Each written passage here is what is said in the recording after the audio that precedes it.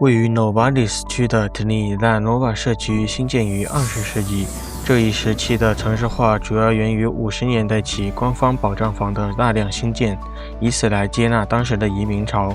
从那时起，这里经历了多次变迁。为了重现这段历史， Trinidad Nova 社区记忆项目通过按比例还原模型，重新展现了这里最具代表性的空间与地标建筑。钟楼曾位于现在的巴拉莫斯街70号，这栋住宅由住宅管理局于1953年建造。与其他相似的住宅楼不同，这栋楼上特别安装了一个大时钟，让整个社区清晰可见，并成为了最具代表性的象征之一。遗憾的是，2013年该钟楼因水泥老化导致的结构性问题而被拆除。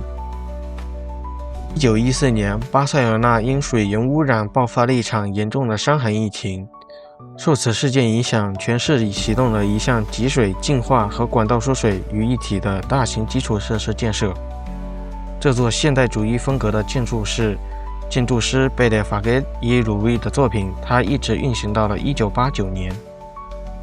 1915年10月12日，加莱德拉提尼大正式落成，民间称为女巫之家。作为一项宏大规划的首批独立住宅，其最初设想是在山脚下打造一座花园城市，然而因同市区缺乏交通连接，该规划最终未能实现。铁桥作为彰显早期土木工程造纸的重要历史文化遗产，始建于20世纪初，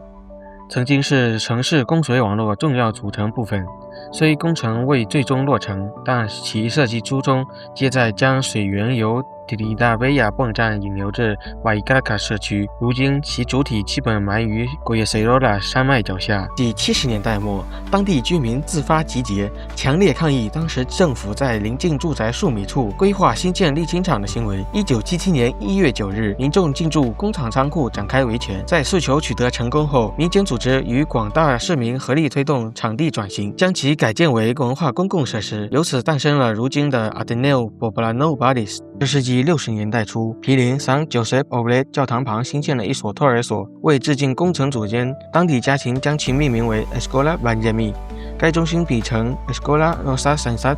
的教育革新理念，致力于推广加泰罗尼亚语教学。历经多年闲置，如今的 Espais Benjamin 已转型为数字创新中心，并成为社区各大社会团体的总部驻地。Instituto Tecnologi de Barcelona 创建于2018年，是信息技术领域的卓越中心及国家级协调机构。IDB 坐落于原 Escola San Josep Oblet 旧址，该地自20世纪50年代起便有深厚的教育底蕴，并在转型时期成为推进语言沉浸式教学的先驱。